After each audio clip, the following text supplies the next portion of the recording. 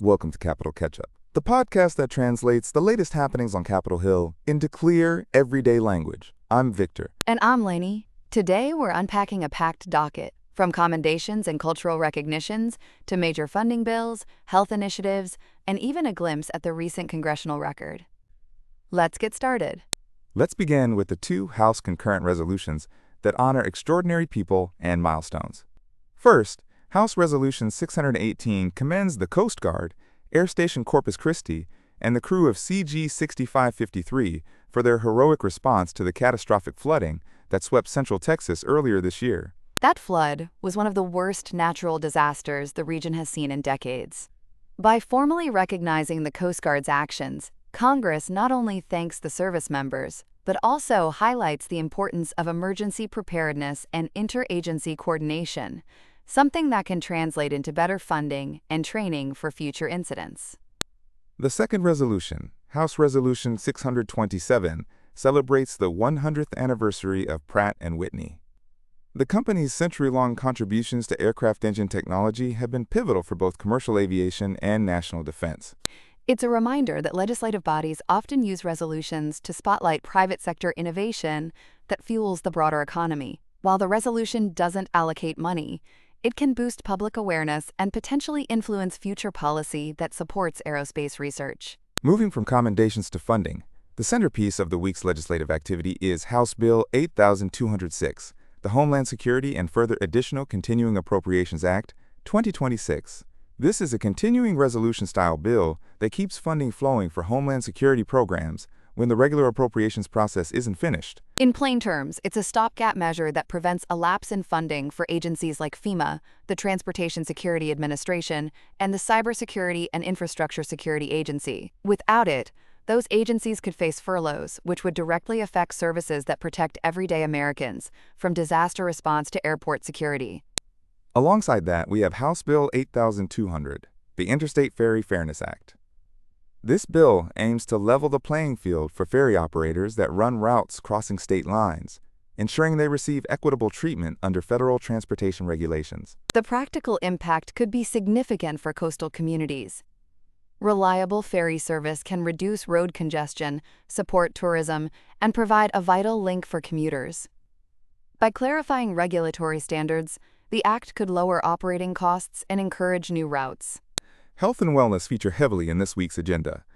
House Bill 8209 amends the Public Health Service Act to reauthorize the School-Based Health Centers grant program.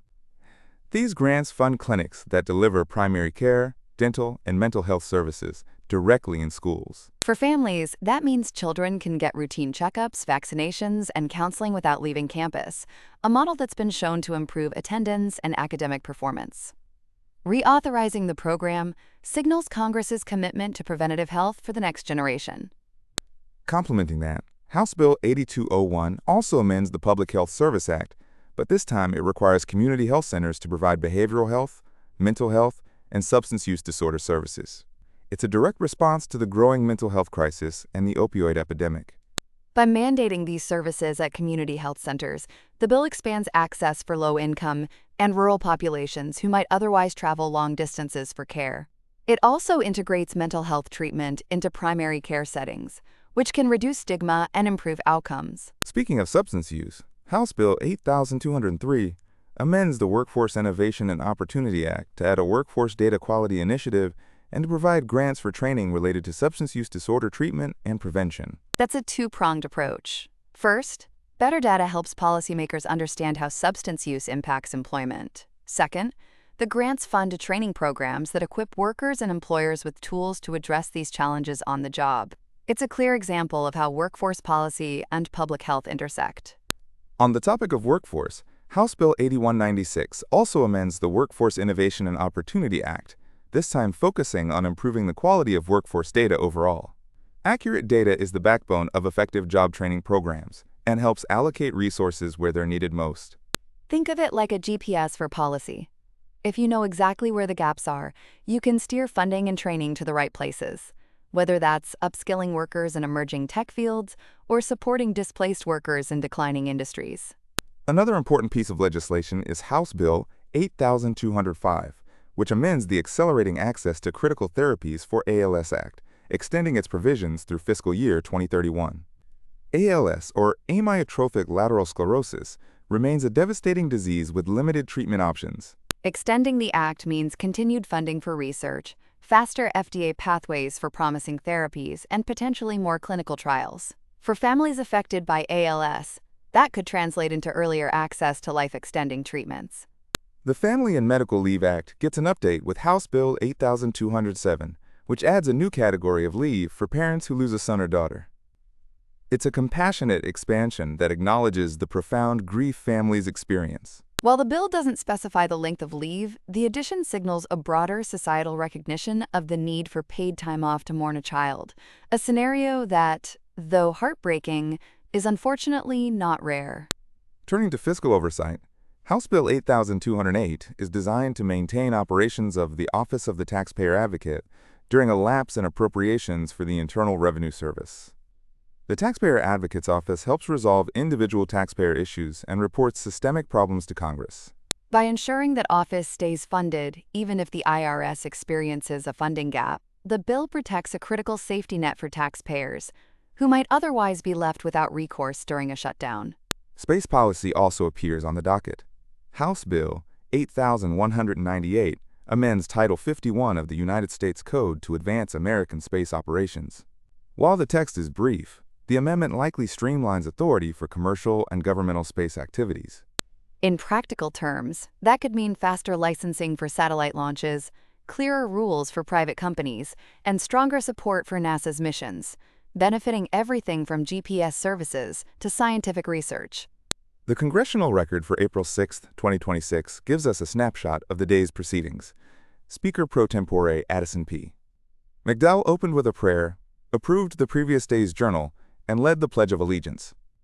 He then announced the signing of two Senate-enrolled bills, Senate Bill 1884, which clarifies the Holocaust Expropriated Art Recovery Act of 2016, and Senate Bill 3971, which extends the Small Business Innovation Research, SBIR, and Small Business Technology Transfer, STTR programs. Those two Senate bills are worth a quick explanation. The Holocaust Expropriated Art Recovery Act deals with restitution of art stolen during World War II, clarifying it can help heirs reclaim family heirlooms.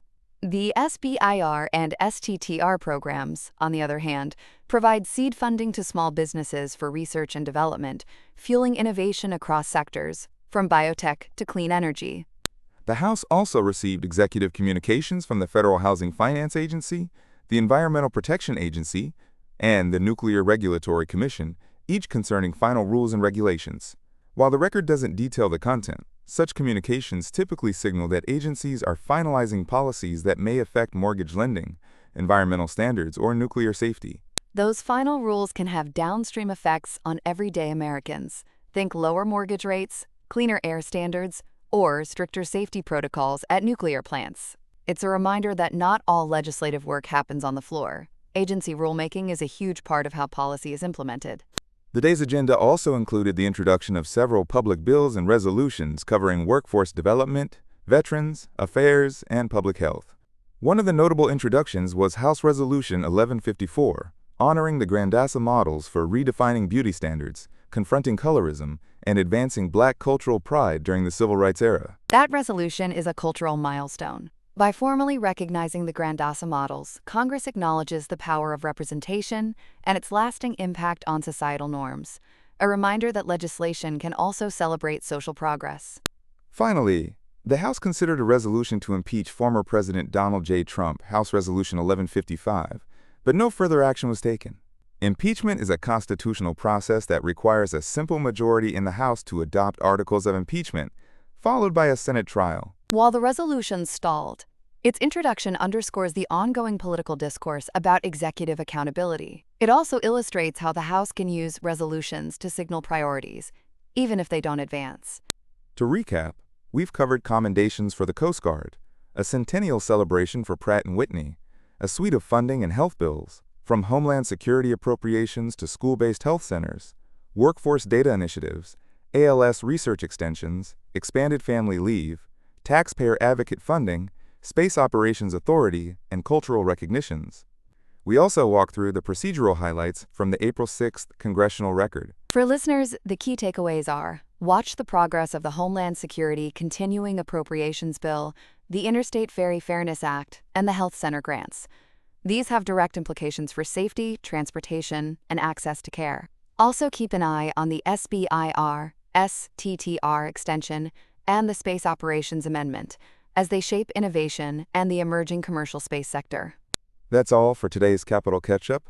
Thanks for joining us as we translate the language of Congress into the issues that affect you. Stay tuned, stay informed, and we'll be back with the next round of developments from Washington.